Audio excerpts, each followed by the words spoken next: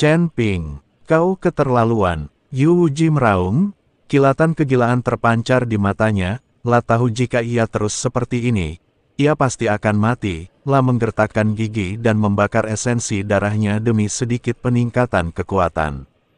Dalam sekejap, energi hitam di sekitar Yu Wuji tiba-tiba melonjak beberapa kali lipat, dan aura Ria pun meningkat. Pedang tulang di tangannya langsung tumbuh hingga beberapa kaki panjangnya, membawa energi jahat yang merusak, dan menebas ke arah Chen Ping. Kemanapun lah lewat, udara berubah menjadi hitam, seolah-olah seluruh ruang akan ditelan oleh energi jahat ini. Tatapan mata Chen Ping berubah dingin, dan dia sama sekali tidak takut. Kamu hanya sedikit ahli dalam mengukir serangga, dan kamu berani memamerkan keahlianmu di depan seorang ahli. Kekuatan naga suci di tubuhnya mengalir deras, dan api keemasan pada pedang pembunuh naga menyala dengan ganas, hampir mengembun menjadi substansi. Api naga hancur. Chen Ping mengeluarkan raungan rendah dan tiba-tiba menerjang ke depan. Seekor naga api emas raksasa meraung dari pedang, membuka mulutnya yang besar, dan menyemburkan api keemasan, langsung menelan roh jahat itu. Dengan kekuatan yang tak tertandingi, naga itu menghantam pedang tulang. Retakan, pedang tulang itu patah dengan suara keras, dan bagian yang patah itu terbakar hitam oleh api. Momentum naga api itu tidak berkurang dan langsung mengenai dada Yu Wuji. Engah, Yu Wuji memuntahkan seteguk darah hitam, yang menimbulkan suara mendesis saat jatuh ke tanah, mengikis tulang-tulang menjadi lubang-lubang kecil. Tubuhnya terlempar mundur seperti layang-layang yang talinya putus, mengharitam dinding gunung dengan keras, dan tertancap di bebatuan. Ketika ia jatuh ke tanah, ia sudah sekarat dan jelas ia tak akan selamat. Chen Ping melangkah maju perlahan, pedang pembunuh naga tertancap di tenggorokaninya, tatapannya sedingin es, katakan. Padaku di mana arwah keluarga Hu? Yu Wuji batuk seteguk darah, tetapi senyum aneh muncul di wajahnya. Suaranya serak dan gila, mereka telah lama dimurnikari menjadi pil jiwa paling murni dan dimakan olehku. Hahaha, teman-temanmu, takkan pernah ditemukan. Kau mencari kematian. Mata Chen Ping dipenuhi dengan niat membunuhlah mengayunkan pedang pembunuh naga, dan cahaya keemasan menyambar. Kepala Yu Wuji melayang ke langit.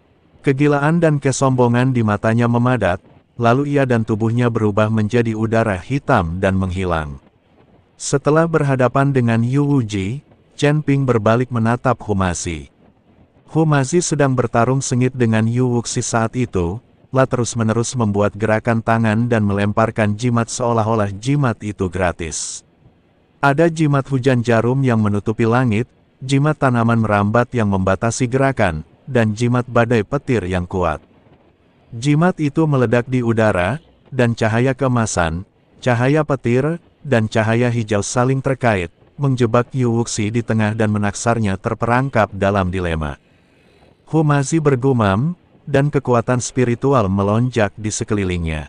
Jaring rune raksasa yang terdiri dari rune yang tak terhitung jumlahnya perlahan terbentang di belakangnya.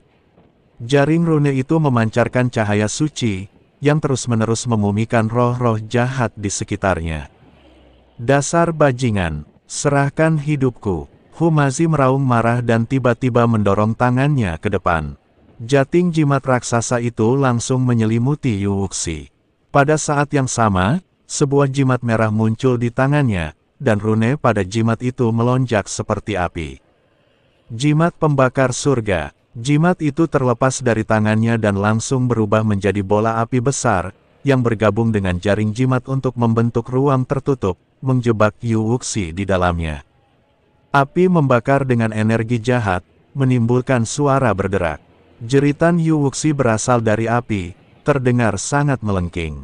Meskipun Yu Wuxi telah memulihkan tubuh fisiknya dan kultivasinya telah mencapai tingkat ke-8 alam abadi bumi, ia tampaknya kesulitan menghadapi Humazi, yang telah mencapai tingkat ke-9 alam abadi bumi.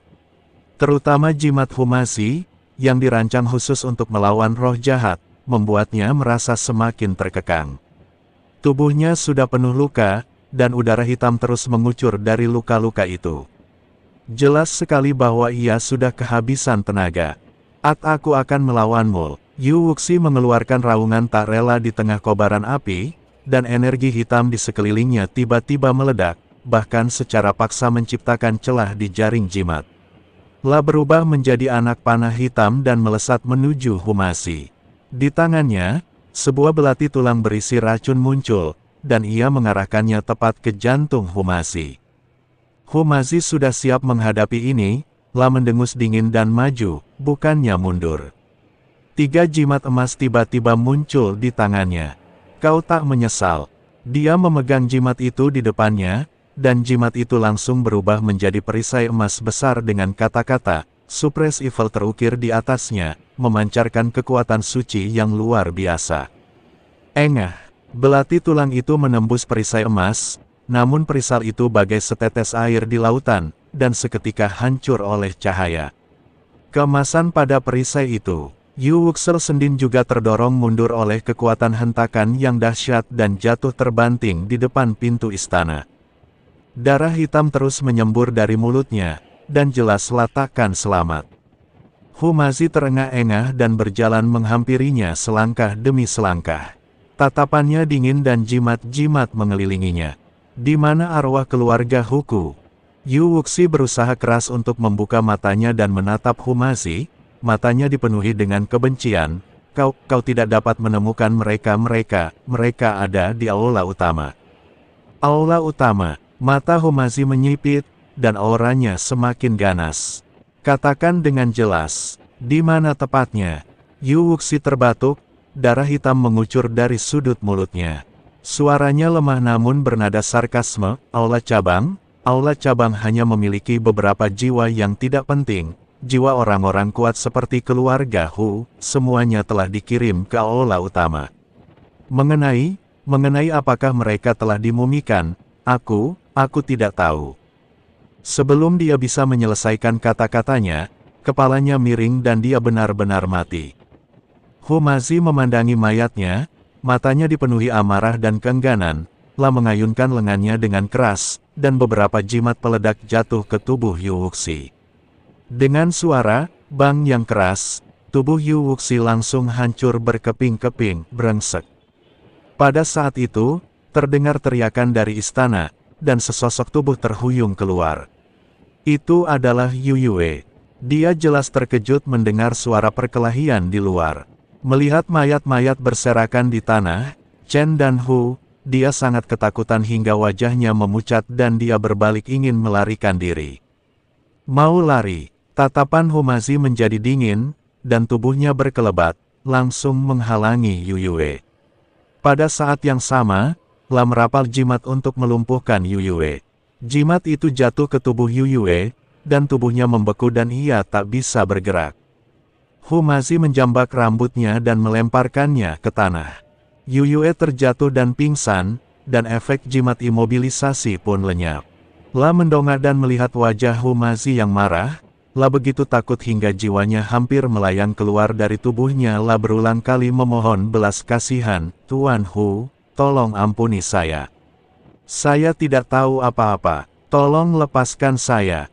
Humasi menatap penampilannya yang menyedihkan, tetapi tidak ada belas kasihan di matanya, hanya kebencian yang mendalam. Yu Yue menjerit kesakitan karena digoda olehnya, dan Humasi mengira dia akan menyerah, tetapi dia tidak menyangka bahwa dia benar-benar ingin membunuhnya. "Membiarkanmu pergi."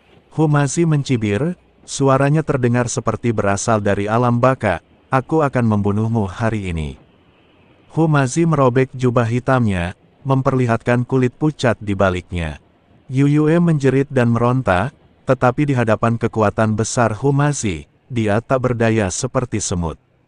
Dia menatap kemarahan yang tak tersamarkan dan niat membunuh di mata Humasi, hatinya dipenuhi rasa takut, dan dia berteriak, "Tidak, kumohon, jangan."